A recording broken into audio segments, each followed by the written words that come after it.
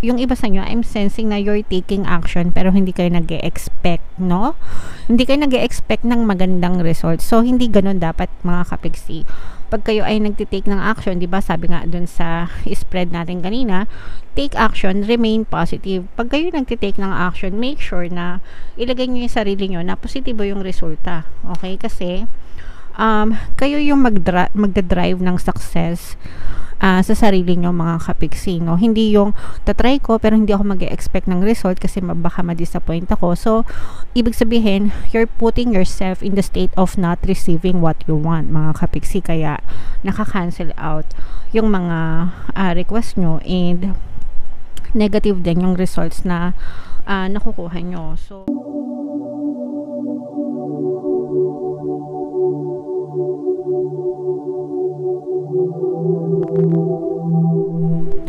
hello guys, hello Cancer, welcome back to Pinay Pixie Tarot. Ito ang ating monthly tarot scope para ngayong September 2023 para sa Cancer, Sun, Moon, Rising, Sign, and Venus.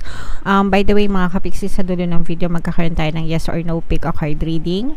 Pwede kayo magtanong ng isang tanong answerable by yes or no, tapos titignan natin yung sagot ng tarot sa inyo. So ito yung deck na gagamitin natin guys, sa dulo ng video yan, kaya make sure na tapusin mo yung video hanggang sa dulo mga kapixie. So, tingnan natin guys yung mga paparating sa inyo, mga mensahe sa inyo ng inyong gabay. Ngayong September, mga kapixie, we have remain positive, take action, and unlikely. Okay, so napakaganda ng mensahe sa inyo mga kapixie. Unlikely, ibig sabihin nito guys, yung mga kinakatakutan nyo, it's unlikely to happen hanggang hindi nyo siya pinagbubusan ng atensyon. Okay, palagi ko kayong nire-remind mga kapixie, your energy flows where your attention goes. Okay, so kung ano yung focus ng attention mo, yun yung doon nagfo-flow yung energy mo. And kung saan mas malakas yung energy nyo mga kapixie, that's most likely to happen in your circumstances, in your 3D. So kung ayaw mong maka-attract ng mga negative na circumstances, yung mga kinatatakutan mo, stop thinking about it mga kapixie. Okay, kasi ikaw lang naman yung magbibigay ng energy doon, ikaw lang yung may kakayahan na mag-push out siya sa iyong 3D kapag finocus mo yung attention mo sa kanya. So kung ayaw mong mangyari yung mga negative na circumstances sa buhay mo, you have to remain positive mga kapixie and take action. Okay? So, remaining positive, hindi naman ibig sabihin ng remain positive palagi kang magsaya, palagi kang maging joyful, palagi kang maging cheerful. It doesn't mean that, no? Ibig sabihin lang nun is to always be hopeful sa bawat sitwasyon na pinagdadaanan nyo. Of course, mahirap maging masaya kapag ang buhay mo ay sandamakmak na problema. 'Di ba? Paano ka magiging masaya? Wala kang pera. Paano ka magiging masaya? Nag-aaway kayo ng jowa mo. Paano ka magiging masaya? 'Di ba? Sandamakmak yung utang mo kaliwat kanan. Syempre mahirap maging masaya kapag ganun yung sitwasyon. But remaining positive means being hopeful, no? Na okay, malalampasan ko rin to. Okay, nangyari na to. I acknowledge that. I accept that. Hindi ko na yun mababago, pero pwede pang mabago yung future ko. Magiging ma-okay din ako. Everything is going to work out well for me. Magiging okay din yung sitwasyon ko.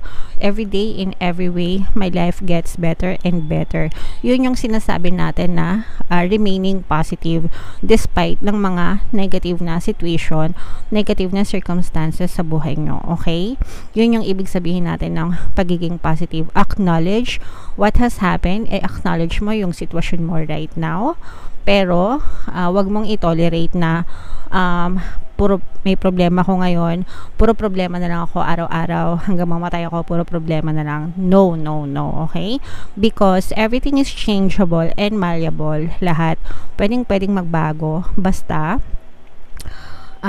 magbago din yung focus ng attention nyo, yung pattern ng thoughts nyo, mga kapixie. And syempre, take action. Taking action means gumawa ng mga bagay na makakatulong sa mga desire mo. But then again, kung magti-take action kayo, importante pa rin yung positibong mental diet. Kasi ito, goes hand in hand to mga kapiksi. Palagi itong combo, no? Kasi kahit na mag-take action ka, pero negative ang iyong ang iyong mental diet, hindi ka makakita ng bunga ng resulta ng mga effort mo. Kaya dun sa mga comment section na babasa natin minsan, buong buhay nila minamalas lang sila, kahit anong gawin nilang trabaho, sipag, tiyaga, malas pa rin, hindi pa rin nakakaangat sa kabuhayan. That's because yung mindset nyo naiiwan sa negative mga kapiksi. Dapat ito combo, magkasabay. Kapag kumikilos kayo, sinasabayan nyo ng positibong mental diet para mag-push yung inyong kabuhayan, ma-push out sa trading nyo yung mga bagay na minamanifest nyo. Okay? Comment down below guys if naintindihan nyo. Sana naintindihan nyo kasi sobrang ganda ng mensahe sa inyo mga kapiksi. Okay? Alright. So, ngayon naman guys, tingnan natin yung mga ganap sa buhay nyo ngayong September. Shuffle ko to guys, hanapin ko yung energy ng Cancer. Habang sinashuffle ko to, panoorin nyo muna tong ating video regarding sa ating paano mag-manifest ng abundance video course. Kapiksi, sawa ka na ba sa mga struggles at hirap sa buhay mo? Masipag ka ba at masikap sa buhay ngunit hindi ka pa rin umaasenso? Ilang beses ka na bang nag-attempt magnegosyo at mag-invest pero palagi ka pa rin nalulugi? Sa pagkakataon na ito ay maaaring may subconscious beliefs ka na nagiging balakid sa iyong pag-unlad at pagyaman. Introducing, paano mag-manifest ng abundance video course. Dito ay matututunan mong ma-overcome ang mga balakid mo para tuluyan ka ng umunlad, umasenso, sumagana, maging matagumpay, successful at maswerte sa iyong kabuhayan, pera, trabaho, negosyo, salapi at kaperahan ng bonggang-bongga. Dali, mag-send na ng email sa pinoypixitaro@gmail.com at simulan na ang iyong pagyaman ngayon. Alright. So, mag-avail ka na ng course kapiksi, no? Sobrang ganda talaga ng course na yan and maraming kayong matututunan. Mag-send na kayo ng email sa pinoypixitaro@gmail.com. So, Cancer, kayo ay represent ng King of Cups sa ating spread mga kapiksi. Ito yung combination guys ng positive and negative energy. General reading lang mga kapiksi. Pwede mag-resonate, pwedeng hindi. Nakikita natin guys, no, sa mga negative na energy nyo, may mga limiting beliefs kayo, yung mga negative na paniniwala nyo mga kapiksi. For some of you, parang hindi pa kayo makamove on sa mga negative circumstances na nangyari sa inyo, and yun yung nagiging dahilan, parang natatali kayo, natatrap kayo, ganyan. And for some of you, maaring may na-experience kayo na isang pangyayari sa buhay nyo na parang paulit-ulit na lang, parang silang plaka, paulit-ulit na lang, ganyan, parang ako lang, paulit-ulit na lang. Kasi parang hindi kayo makamove forward doon mga kapiksi. So you have to accept that and let go para magkaroon ng movement sa inyong buhay. Kasi yung iba sa inyo guys, hindi nyo nararamdaman yung pagpasok ng blessing sa inyo because of your blocks, because of these negative thoughts and assumptions mga kapiksi. Yung iba sa inyo guys, parang I'm sensing na meron kayong some kind of doubt and fear, no? And dahil yun sa mga frustrations nyo rin, dahil dun sa mga disappointments nyo sa buhay mga kapiksi, dun yung mga past circumstances nyo rin, no? Mga past na situation nyo, and parang yung iba sa inyo nagkaroon ng trauma na parang natatakot na kayo sumubok ulit, natatakot na kayo mag-try ulit, mag-attempt ulit, ganyan, dahil baka mag-fail na naman, baka hindi naman mag-succeed, madadagdagan lang yung disappointment nyo, ganyan. Kumbaga parang yung iba sa inyo, I'm sensing na you're taking action pero hindi kayo nag-e-expect, no? Hindi kayo nag-e-expect ng magandang result. So hindi ganun dapat mga kapiksi. Pag kayo ay nagtitake ng action, di ba, sabi nga dun sa spread natin kanina, take action, remain positive. Pag kayo nagtitake ng action, make sure na ilagay nyo yung sarili nyo na positibo yung resulta.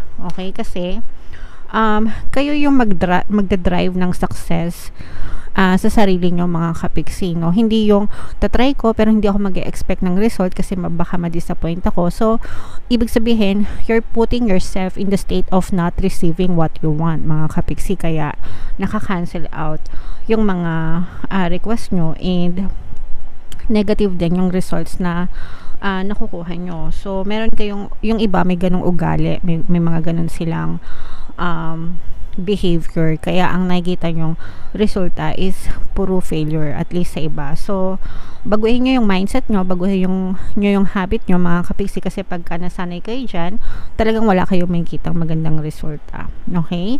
Angel number 999, mga kapiksi, check nyo yung mga ibig sabihin yan, kasi baka may additional na mensahe sa inyo yung inyong mga anghel gabay.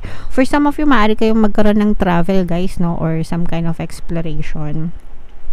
And parang ano nyo to, matagal nyo nang pinag-iipunan na makapag-travel, makapag-explore, makapagpahinga, and deserve ko yun, mga kapiksi, kasi nakikita naman natin yung pagsisikap nyo and pagtsatsaga nyo sa buhay, mga kapiksi. So push nyo lang yung travel plans nyo para makapag-unwind din kayo, makapag-relax kayo, kasi nga deserve nyo yan. Ayan o, mga blessings, mga kapiksi. Sayang tong mga blessings na to kung hindi nyo ma-experience dahil lang sa mga blocks nyo. So i-shift nyo yung mga negative thoughts and assumptions nyo, guys, into gratitude, no?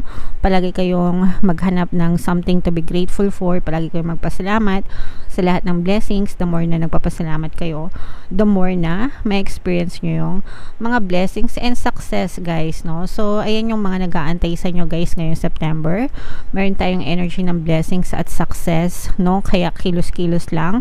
Remain positive, take action, paulit-ulit, mga kapiksi. Ito talaga yung main message para sa inyo. You have to take action but remain positive para talagang ma-experience nyo itong kasaganaan at itong mga success sa buhay nyo ngayong September, mga kapiksi. May magre-reach out sa inyo, may magko-contact sa inyo, may magki-keep in touch sa inyo, mga kapiksi. Earth sign energy, fire sign energy, Aquarius, Gemini, Aries, Leo, Sagittarius, Capricorn, Taurus, Virgo. So, for some of you, maaari kayong magkaroon ng some kind of reunion with this person. Baka ito'y dati nyo nang kakilala, ganyan, long lost friend or kamag-anak na magbabalik, ganyan. So, but definitely, this person will reach out to you and parang mag-get together kayo, mga kapiksi. Alright? So, yeah. Comment down below, Cancer, if naka-resonate kayo dyan sa mga messages nyo. Again, guys, remain positive, no? Yun talaga yung pinaka-mensahe sa inyo nitong spread na to, maging positibo para ma-experience nyo yung success at saka yung blessings. So, i-comment nyo na, guys, mind success, mind blessings, mind kasaganaan, mind tagumpay. I-comment nyo na yan dito sa comment section para talagang inyong-inyo na yan ngayong September, mga kapiksi. So, ito na yung ating yes or no pick a card reading, guys. Hinga ng malalim. Itanong nyo sa isip nyo kung ano yung tanong na gusto nyong malaman, sagot na gusto nyong malaman para ngayong September. Yes or no question, mga kapiksi. Habang sinashuffle ko to, guys, naka-flash test ko nyo yung ating email coaching, Manifest Your Desires, using the law of attraction. If meron kayo mga specific na gusto nyong i-manifest sa buhay nyo, pwedeng money or career, pwedeng love and relationship, guys, pwede kayong magpabook ng email coaching session with me. So, for prices and discounts, mag-send lang kayo, guys, ng email sa pinipixitaro@gmail.com. Alright, so hinga ng malalim, guys. Tapos itanong nyo sa isip nyo yung gusto nyong malaman for September. Isang tanong lang. And then, pili ka ng isang card. Ito yung card 1, card 2, card 3. Kung card 1 ang napili mo, ang sagot sa tanong mo ay yes. Kung card 2 ang napili mo, ang sagot sa tanong mo ay yes. And kung card 3 ang napili mo, ang sagot sa tanong mo ay yes. Alright? So, comment down below, Cancer, if naka-resonate kayo sa mga messages para sa inyo. Ito yung ating timeless reading, past, present, future, mga kapiksi. Kung hindi nyo pa napapanood, panoorin nyo na. And ito naman yung ating success stories ng paano mag-manifest ng abundance video course. Thank you for liking, sharing, and subscribing, mga kapiksi. And see you again next time. I love you all, guys. Have a nice day. Bye-bye.